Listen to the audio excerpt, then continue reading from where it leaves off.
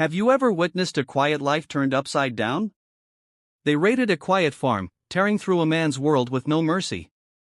Sheriff Leland Knox's voice shattered the quiet as police swept across Walter Briggs' farm. Walter stood still, gaunt, silent, hands weathered by years of labor. A young officer shoved him. "Where's the stash, old man?" He said nothing, just stared at his crushed vegetable patch, his dignity stripped with each step they took. Then inside the house, a deputy froze, his hand trembling on a wooden plaque he just knocked loose. Behind it, a polished Navy SEAL Trident gleamed. Beside it, a black and white photo. Walter, decades younger, standing with Admiral Iron Hand Pierce.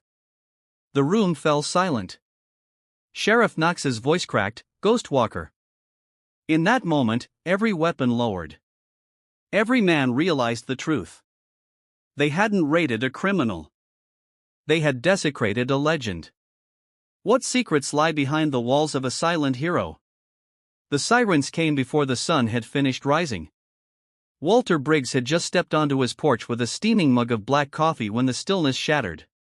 Dust clouds billowed down the gravel road as 4 police cruisers barreled toward the farmhouse. The flashing red and blue lights washed over the fields like warning beacons from another world. Not one built for quiet men like him. "I want every inch of this place searched now," Sheriff Leland Knox's voice cracked like a rifle shot. His boots hit the earth with purpose. His chest puffed out with the kind of pride only small-town authority could inflate. Deputies poured out behind him, armed and eager. They moved in coordinated patterns like a drill they'd rehearsed too many times and were hungry to use. One headed toward the barn, another to the garden. A third shoved past Walter without so much as a glance. Walter said nothing. He stood at the top of the porch steps, gaunt but grounded, a silent statue in faded denim overalls. His calloused fingers tightened around the handle of his mug. Not from fear, but from something deeper. Knowing this wasn't the first time men had invaded a place he called home. It just hurt more that this time it was in his own country. A young deputy pushed toward him. "Where's the stash, old man?" The boy's voice was sharp, cocky, fueled by rumor and the adrenaline of group power. "You've been hiding out here too long. Something ain't right." Walter held his gaze, neither angry nor afraid, just unreadable. "Don't play innocent," the deputy continued, stepping closer. "People like you think you're smarter than the system. Living off the grid, no paper trail, no phone. That's not peaceful. That's suspicious." Another officer shouted from the barn, "There's tools and fertilizer in here, Sheriff. Could be growing more than tomatoes." Knox smirked, knew it, he muttered under his breath before turning back toward Walter. "You've been on our radar, Mr. Briggs. Too quiet, too hidden. Men who don't want to be found usually have something to hide." By now, the commotion had drawn attention. Neighbors appeared along the fence line, faces half-shaded beneath caps and sun visors. Some brought their morning coffee with them, others phones already recording, and with them came the whispers. "Knew there was something off about him," one woman said. "Never saw anyone visit. He's always fixing something in that shed. He's probably cooking meth in that little garden of his." Their voices weren't loud, but they didn't need to be. Judgment doesn't require volume when it comes from every direction. Walter didn't turn toward them. He looked at his crushed vegetable rows. The tomatoes he had nursed from seed now stomped into pulp by black boots. His irrigation line lay severed, his tools scattered like broken memories. Sheriff Knox stepped in front of him. Closer now. No bank activity, no digital record, no outgoing mail. "You think that makes you a ghost?" He sneered. "It just makes you guilty of something." Walter stayed silent. And somehow that silence, a thing that once commanded entire rooms, now only made them more suspicious. One deputy began kicking at a pile of wood near the shed. Another climbed onto the porch and tried to pry open a crawl space hatch. One even lifted the lid of Walter's rain barrel as if expecting to find weapons or bodies. They weren't searching, they were assuming. To them, Walter wasn't a man. He was a blank space in their database. And in a world that fears what it can't categorize, that was enough to justify everything. As the morning sun climbed higher, the scene began to look less like law enforcement and more like a show trial. A performance of power for the benefit of the spectators now lining up along the fence. Their phones were out, their brows furrowed, but none of them stepped forward to ask what Walter had actually done. Because the truth didn't matter anymore. The suspicion was enough. Long before Walter Briggs was the silent man in overalls standing in a ruined garden, he was a ghost in the world's deadliest theaters of war. Long before the barn, the soil, and the squash vines, he wore the midnight blue of the Navy and bore the golden trident on his chest, not for show, but for survival. They used to call him Ghost Walker. No record ever said it aloud, but those who'd served alongside him and the teams knew the name. It was whispered, not shouted. Spoken with respect or fear, depending on which side of the rifle you were on. Can a legend rise from the ashes of misunderstanding? Walter was the kind of operator who didn't just follow orders. He made the impossible seem routine. Insertions in enemy territory, silent exfiltrations under moonless skies, hostage rescues where success was a coin toss at best. He was always the last one to sleep, the first one to act. His quiet was never weakness. It was calculation. Every second he didn't speak, he was absorbing, evaluating, memorizing. And when it was time to act, he didn't hesitate. But no matter how disciplined a warrior is, war always leaves its mark. For Walter, that mark came on a rain-slick rooftop outside Al-Basra. The mission had gone sideways. An ambush, a collapsed corridor, 2 wounded, and extraction still 10 minutes away. He dragged one teammate with a shredded thigh and another with a collapsed lung through mortar fire and burning concrete. The limp he carried ever since wasn't a wound. It was a badge. But it wasn't the pain that changed him. It was the aftermath. When he returned stateside, the medals came fast. Too fast. Commendations, patches, salutes, speeches. But none of it touched what had hollowed out inside him. The applause felt like it belonged to someone else, someone who hadn't been soaked in the blood of both friend and enemy. He went through the motions for another 2 years, training others, lecturing at Coronado, standing beside men with blank stares who would one day wear their own silence like a wound. Then one morning, Walter turned in his papers. No retirement ceremony, no farewell party, just a signature, a final salute, and a long drive south. He bought a piece of forgotten land in Tennessee with the last of his hazard pay and VA benefits. It wasn't much. A crooked fence, a crumbling barn, and a patch of earth, but it was quiet, and Walter needed quiet like most men need air. He grew food, fixed broken things, and spoke only when necessary. He kept no photos of the teams, just one. An old black and white frame of him standing beside Admiral Iron Hand Pierce, both younger, leaner, and marked by the intensity of lives lived close to the edge, and beside it, mounted with reverence, was his seal trident, not in a glass case, not on display, just there, silent proof of who he was and what he had paid. To the world around him, he was just the quiet old man with a limp. The guy who nodded but never waved. The recluse, the mystery. He never corrected them. Because in Walter's world, correction wasn't made with words. It was made with action, with patience, with truth that waited until it was needed.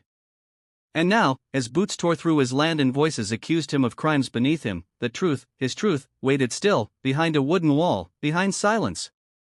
Because Walter Briggs didn't need the world to remember who he was.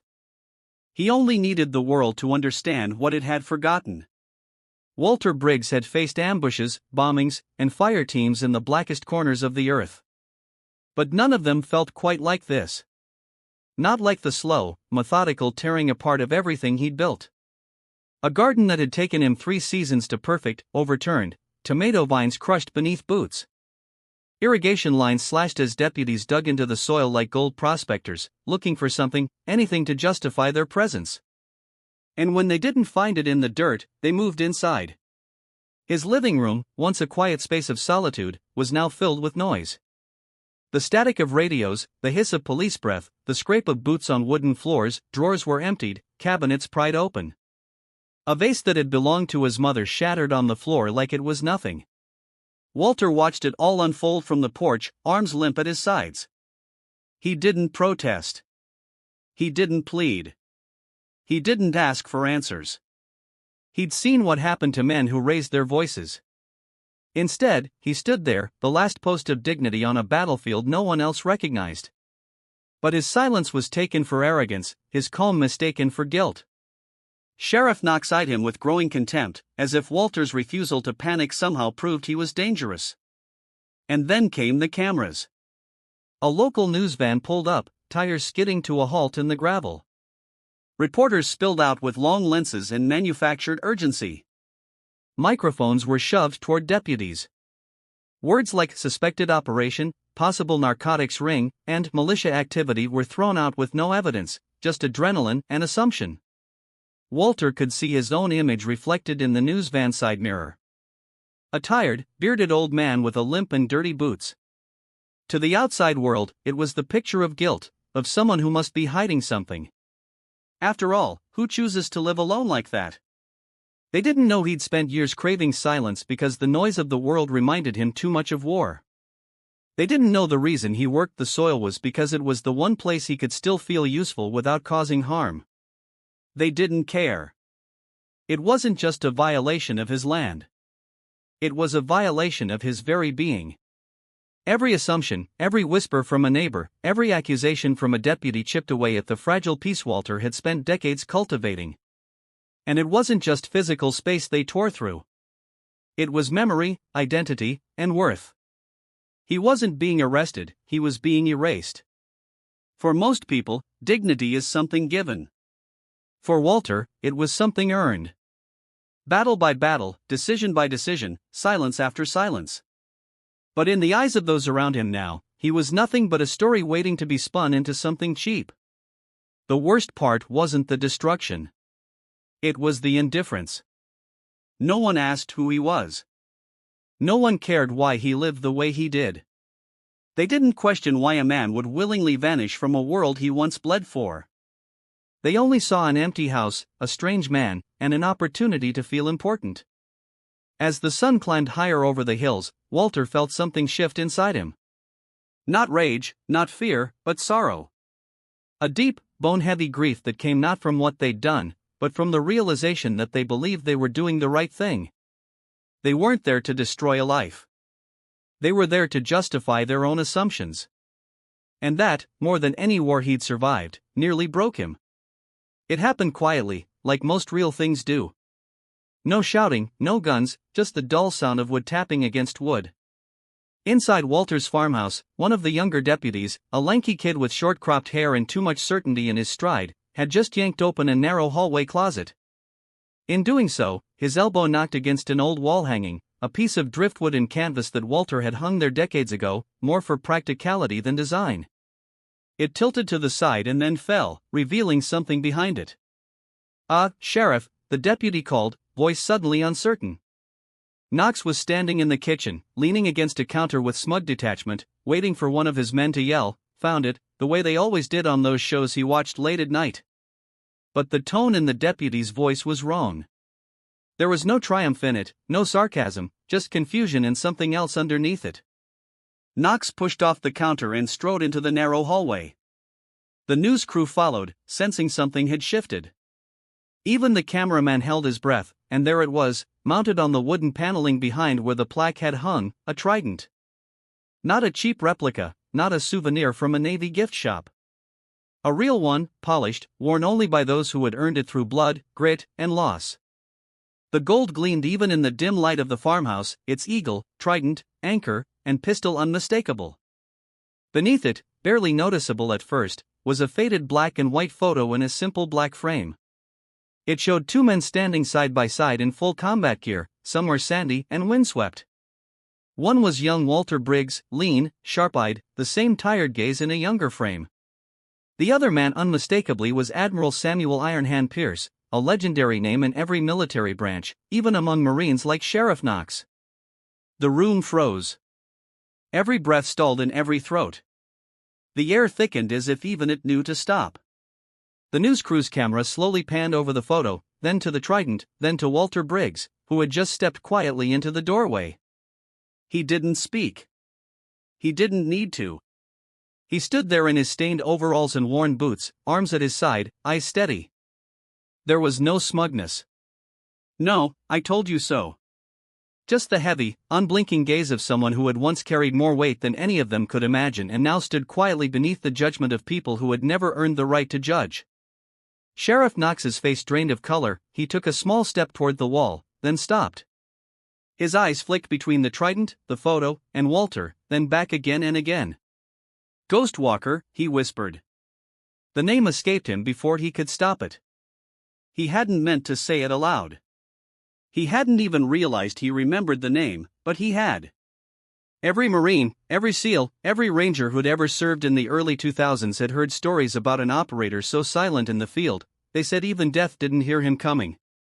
A man who disappeared after a botched mission, but was spoken of with reverence in classified halls. Walter Briggs, Ghostwalker. Him. The deputy who had earlier shoved Walter outside suddenly stiffened, his eyes darting to the man he'd accused of hiding drugs just minutes ago. Sir, he began, his voice cracking. But Walter said nothing. He simply stood there. And in that silence, the truth spread across the room like wildfire. The tactical postures dropped. Hands came off holsters. Rifles slowly tilted downward.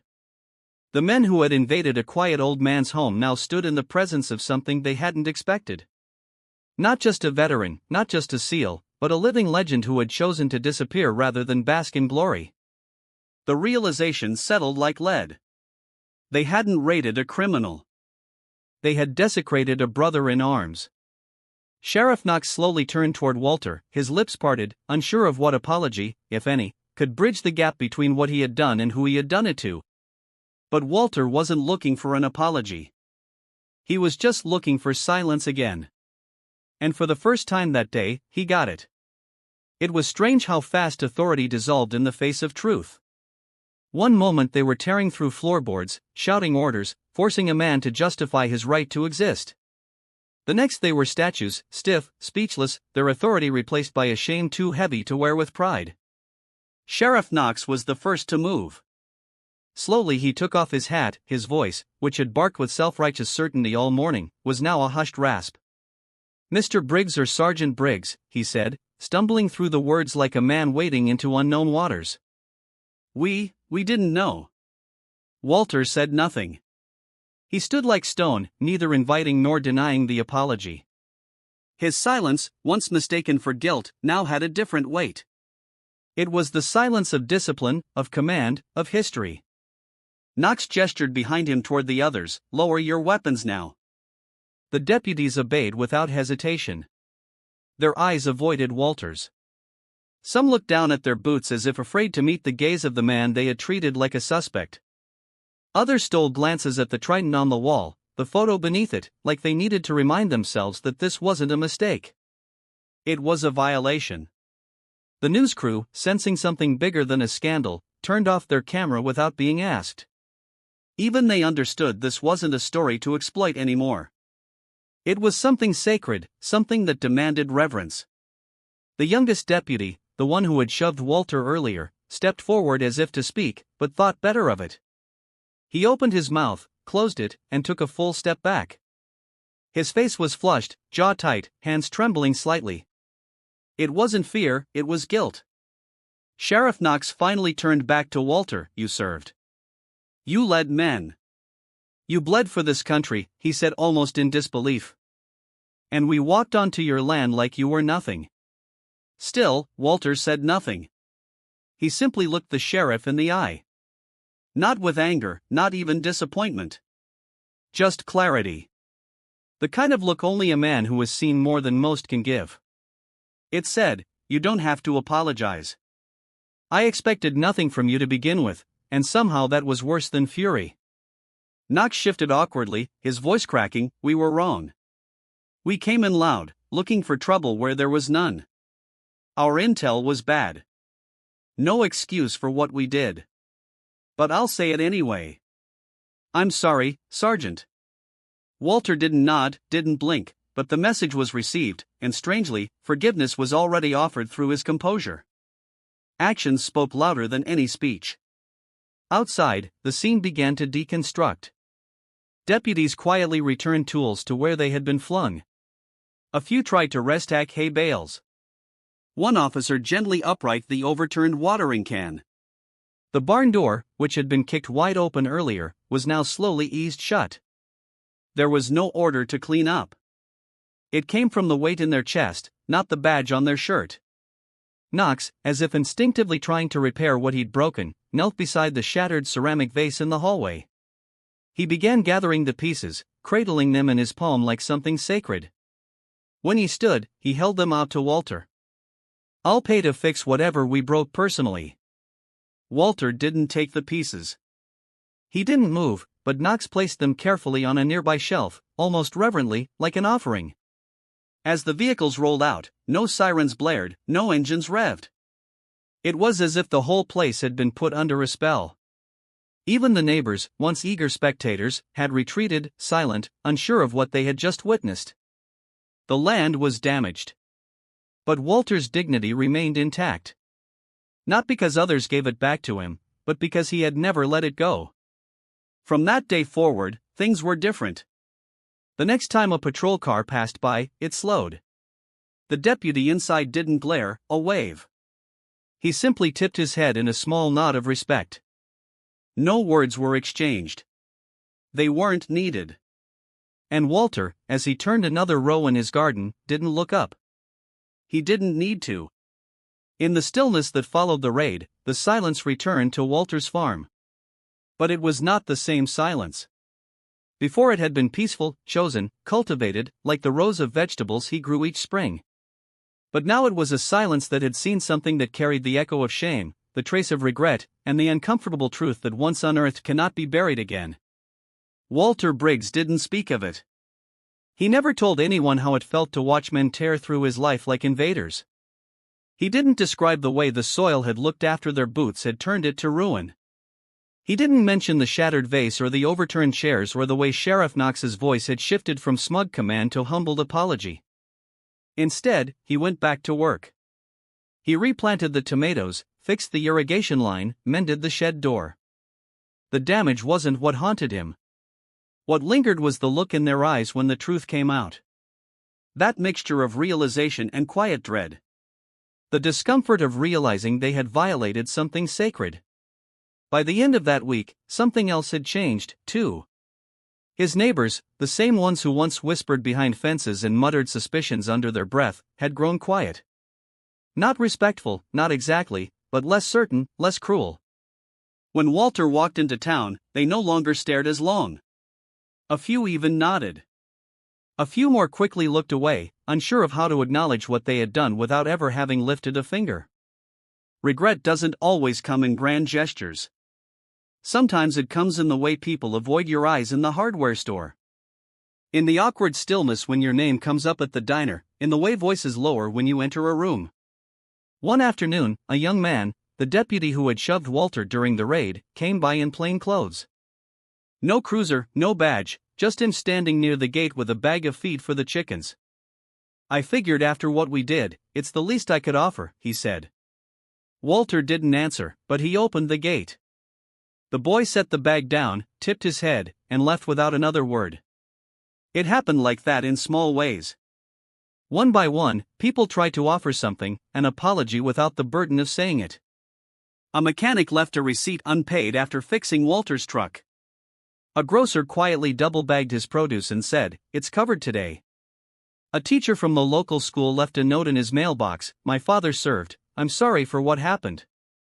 Thank you for all you've done. Even the parts we'll never know." But Walter never responded. Not out of pride, but because there was nothing to respond to. The truth had spoken for him. Sheriff Knox came back once, alone.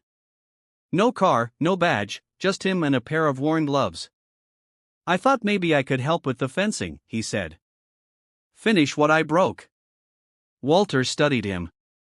Not with anger, not even with judgment, just quiet consideration. Then he handed him a hammer without a word. They worked the rest of the day without speaking more than a few words. At the end, Knox offered a simple, tired line, "You deserved better." Walter didn't reply. But that night, as the sun fell behind the hills and the breeze rustled through the corn, he sat on his porch and watched the horizon with something close to peace. He didn't need revenge. He didn't need fame. And he certainly didn't need forgiveness. He needed quiet. He needed the rhythm of honest work. He needed the soil, the tools, the small rituals of a life lived simply. He had gone to war for a country that had almost forgotten him. And in that forgetting, they had shown just how much it needed men like him. From then on, the patrol cars that passed his property slowed down. Some officers nodded respectfully through the window. Others didn't stop at all, but they drove slower, quieter, more aware. Walter never waved. He just returned to his rows, to his chickens, to the gentle hum of the land. And the Trident stayed on the wall, not as a trophy, but as a reminder that peace must be earned again and again, and that sometimes dignity survives not through victory, but through endurance. There's something sacred about a man who asks for nothing. Walter Briggs never asked to be honored. He never asked to be saluted, thanked, or even remembered. He didn't return from war expecting parades. He returned looking for peace and found it in a patch of Tennessee soil in the company of silence. But the world isn't built to understand men like Walter anymore. We live in an age where loudness is mistaken for strength. Where presence online outweighs presence in real life, where men who don't explain themselves are viewed with suspicion and silence is taken as something to fear rather than something to respect. Walter's story, brought to you by Valor Stories, reveals something many of us forget. That true service doesn't always come in uniforms still pressed and paraded. Sometimes it's buried under years of dirt, weathered hands, and eyes that have seen too much. And yet, we pass these people on the street every day. We ignore them in line at the grocery store. We complain about their old trucks taking too long at stop signs. We wonder why they sit alone, why they don't smile much, why they seem to watch the world rather than speak into it. We don't realize what they've already given or what they've chosen not to take. The raid on Walter's farm was more than a misjudgment of one man. It was a reflection of how quick we are to fill in blanks with our own fears. How quickly society turns suspicion into justification and how easily peace can be mistaken for secrecy. He had no record, no social presence, no trail, and to a system addicted to data that made him dangerous. But the truth is, Walter wasn't hiding. He was healing. And he did it without applause, without anyone asking why. Because real warriors don't announce themselves. They don't hang their history on their chest for praise. They carry it quietly. Not as burden, but as bond. When Sheriff Knox whispered the word Ghostwalker, everything changed. But it wasn't the name that held the power. It was the recognition that this man they had humiliated, this man they doubted, had done more for his country than they could ever imagine and had asked for nothing in return. That moment reminded every person in that room and hopefully everyone who hears this story from Valor Stories that respect is not earned by volume. It is earned by sacrifice, by discipline, by a life lived with purpose even in anonymity. Walter Briggs didn't need the world to know who he was. He just needed the world to stop assuming they did. His legend now lives not in headlines or military museums, but in the quiet dignity of a man who endured. And for those of us still caught up in the noise, in the habit of judging what we don't understand, Walter's story is a mirror. It asks, how many others have we dismissed? How many heroes have we stepped over, ignored, or misunderstood simply because they didn't fit our idea of what strength looks like? Have you ever known someone like Walter? Were they ever honored for what they gave or forgotten in silence? We'd love to hear your stories in the comments, especially from fellow veterans, their families, or anyone who's seen this kind of quiet strength in real life. Thank you for spending your time with us today at Valor Stories. If this story moved you even a little, please consider giving it a like, subscribing, and sharing it with someone who needs to hear it. Because sometimes the greatest honor we can give is to simply remember. Remember what he stood for. For stillness over shouting. For honor without headlines. For quiet strength that doesn't need to explain itself. Because somewhere just beyond the tree line, a man like him is still tilling soil, still healing, still reminding the world, even in silence, that legends don't always need a voice. Sometimes they only need to be seen.